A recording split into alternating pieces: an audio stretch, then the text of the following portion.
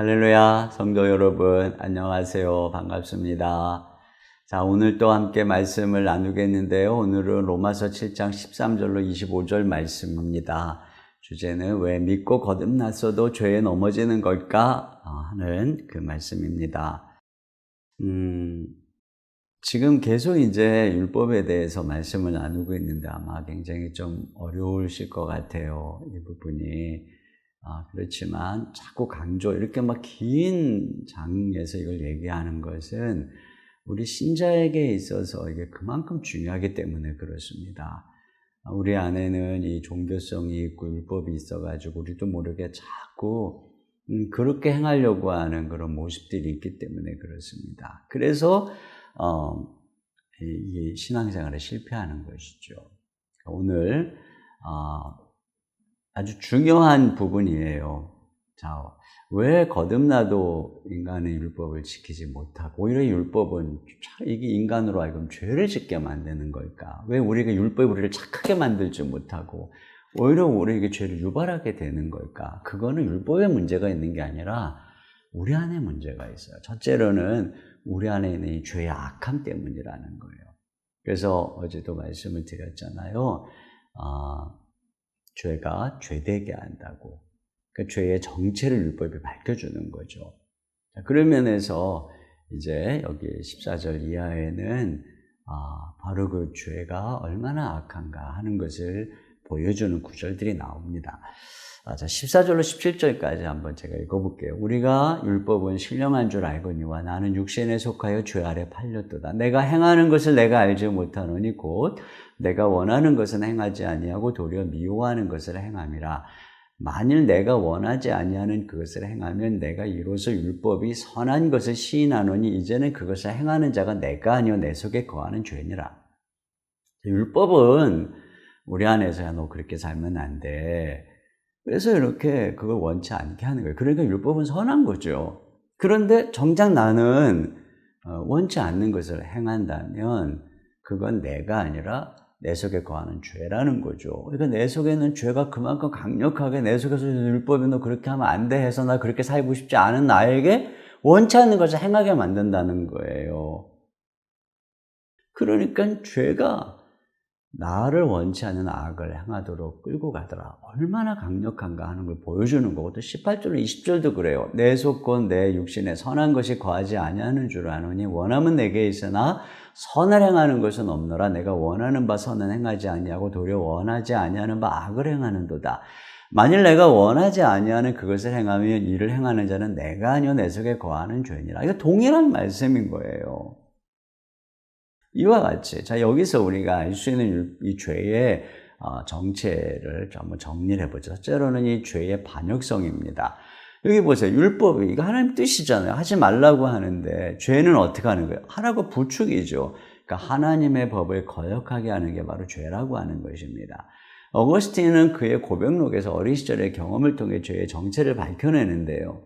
어느 날 어거스틴은 친구들과 동네에 있는 배나무를 흔들어서 도둑질을 했어요. 서리를 한 거죠. 그런데 사실은 집에 더 좋은 배가 있었고 또 자기 배가 고픈 것도 아니었어요. 그러니까 서리를 할 이유가 없었죠. 그런데 왜 나는 도둑질한 것일까? 이유인즉 금지된 것을 훔칠 때 느끼게 되는 짜릿한 흥분 때문이었다는 겁니다. 그러니까 어거스틴이 나중에 내가 왜 이렇게 하지 말라고 하는 것을 하는 데서 짜릿한 흥분을 느끼는가 하고 생각해 보니까 자기 안에 약간의 반항 기질이 있다는 것을 깨달았다는 거예요. 누가 나더러 하지 말라고 하면 하고 싶고 하라고 하면 하기 싫은 반항 기질 말이죠. 그래서 이 반항 기질이 왜 어디서 나오는가 하고 살펴보니까 내가 주인이라는 의식, 내가 하나님이라는 의식이 있더라는 것입니다. 그래서 하지 말라는 것을 범함으로써 내가 주인이야, 나는 누구 지배 아래서 사는 존재가 아니야, 이렇게 자기가 하나님처럼 되고 싶은 마음이 그 안에 있다는 것을 깨달았다는 거죠. 이게 바로 죄의 본질이라는 거예요. 내가 하나님처럼 되려고 하는 것. 그래서 죄가 하지 말라고 하는 것 막 거역하고 자기 맘대로 하려고 하는 것, 이게 바로 죄의 거역성입니다. 자, 두 번째로 여기서 보는 죄의 정체는 죄의 강압성입니다. 강압성. 죄가 얼마나 강력한지. 자, 우리는 원하는데 그걸 행하지 못하고 원치 않는 곳으로 끌고 가잖아요. 그러니까 죄는 온갖 유혹과 회의와 협박을 다 동원해서 결국 우리를 끌고 간다는 것입니다. 이와 같이 죄는 자기가 원하는 것을 어떻게 해서라도 이루어내는 어리석은 폭군과 같아요. 이런 죄의 강압성 앞에 인간은 도덕이나 체면이나 양심이나 종교로 무장해보지만 넘어집니다. 그래서 오늘 바울도 원함이 있지만 행하지 못한다고 고백하고 있는 것이죠. 참 이런 죄의 강압성 앞에 있는 인간의 모습은 우유부단한 존재라고 할 수 있어요. 이것이 바로 인간에 대한 진실입니다. 또 한 가지 여기서 또 뒤에 있는 성경 구절 보면 죄는 막강한 권세와 권력을 가졌다고 하는 것입니다. 여기 21절로 23절에 보면은 그러므로 내가 한 법을 깨달았노니 곧 선을 행하기 원하는 나에게 악이 함께 있는 것이로다. 내 속사람으로는 하나님의 법을 즐거워하되 내 지체 속에서 다른 법이 내 마음의 법과 싸워 내 지체 속에 있는 죄의 법으로 나를 사로잡는 것을 보는도다. 바울이 죄 아래 팔려가는 자기 자신을 돌아보면서 깨닫습니다. 자기 안에 악이 있다. 죄의 법이 있다. 이게 죄의 법이라고 하는 것은 죄가 인간 안에서 합법적으로 권세를 구축하고 있는 강력한 권세를 가진 존재라고 하는 것을 말하고 있는 것입니다. 그러니까 인간이 어쩔 수가 없는 거예요. 이와 같이 죄의 반역성, 강압성, 권세성 앞에서 내가 하나님의 법을 사모하는 도덕심, 양심 또는 종교심, 더 나아가서는 거듭난 사람의 선한 마음조차도요, 미약한 거예요. 그래서 율법으로 안 된다는 거예요. 우리 안에 있는 이 죄가 너무나 강력하기 때문에. 두 번째는 육신 때문이라고 오늘 성경이 얘기하고 있어요. 여러분, 이 난공불락의 트로이 성도 적군이 숨어있는 이 목마를 성 안으로 들여왔기 때문에 무너지죠. 인간이 죄에 대해서 속수무책인 이유도 우리 안에 죄를 품은 트로이 목마가 있는데 그게 바로 육신입니다. 바로 이 죄의 내통자, 이 육신. 그래서 여기 5절에 보면 우리가 육신에 있을 때에는 율법으로 말미암는 죄의 종력이 우리 지체 중에 역사하여 우리로 사망을 위하여 열매 맺게 하였느니라. 또 14절에도 우리가 율법은 신령한 줄 알았거니와 나는 육신에 속하여 주 아래 팔렸도다. 이와 같이 육신의 지배 아래 있을 때 죄가 우리를 사로잡더라. 그래서 25절에 보니까 내 자신이 마음으로는 하나님의 법을 육신으로는 죄의 법을 섬기노라. 그러니까 죄의 법을 섬기는 육신이 우리 안에 있다고 한탄하고 있는 것이에요. 그 육신이 뭘 말하는 걸까요? 이 사륵스라고 하는 헬라어를 육신으로 번역을 했는데 이건 1차적으로 몸을 가리키는 것입니다. 그런데 몸은 몸인데 죄의 노예로서의 몸. 여러분, 인간의 몸이 태어날 때부터 이 죄의 바이러스에 감염된 상태로 원죄로 태어난다고 그랬죠. 이와 같이 죄에 오염된 육체를 육신이라고 하는 거예요. 죄가 영향을 미치고 있는 이 육체를 바로 육신이라고 하는 것입니다. 그러니까 죄의 바이러스에 감염된 이 육신은 죄에 중독이 돼 있어가지고 하지 말라고 하는 걸 하면 왠지 더 짜릿한 거예요. 기도하고 예배드리자고 하면 눈이 감기는데 텔레비전 보면 졸음이 확 달아나고 눈이 반짝반짝해지고, 이렇게 죄의 바이러스에 감염된 육신은 죄의 도구라고 하는 것입니다. 영적으로 보면 우리 몸은 마비된 환자와 같아요. 그래서 내 몸이 내 의도와 다르게 안 움직여요. 내가 원치 않는 악을 행하는 거예요. 마음은 고상하게 원하는데 육신은 방탕과 쾌락을 원하는 거예요. 마음은 부지런하기를 원하는데 육신은 게으름을 원하는 거예요.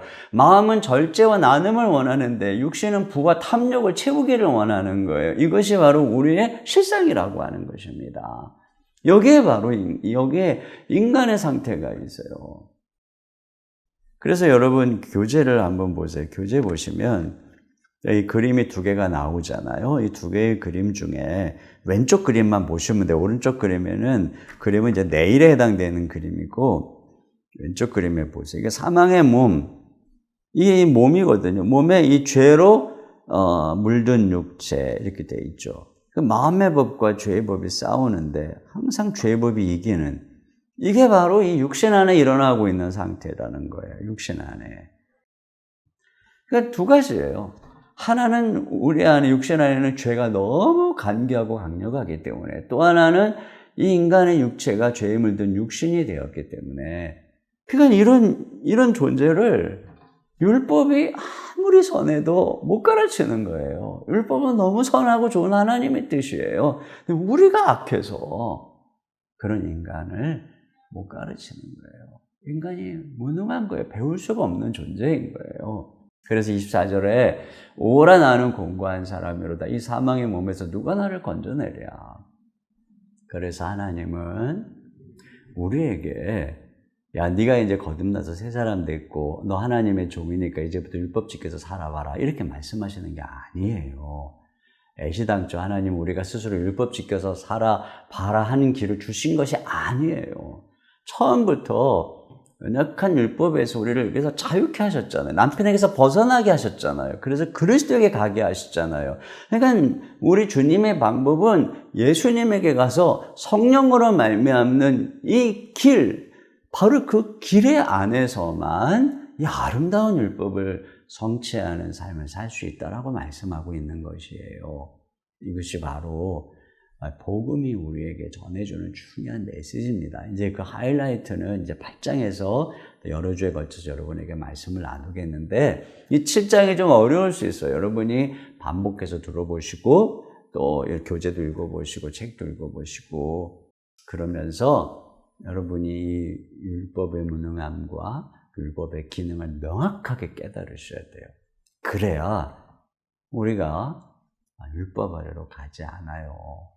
율법 아래로 가면 뭐 도덕군자인 것 같고 멋있어 보이기는 하지만 근사하게 보일 뿐이지 아니라니까요. 네, 은밀한 데서는 그렇게 우아하게 말한 것처럼 못 살아요. 예수님을 사랑하고 예수님을 따르고 성령으로 충만한 것 외에는 길이 없어요. 기도하겠습니다. 하나님 아버지, 오늘도 진정한 길은 우리 주 예수님 안에 있는 것을 고백합니다.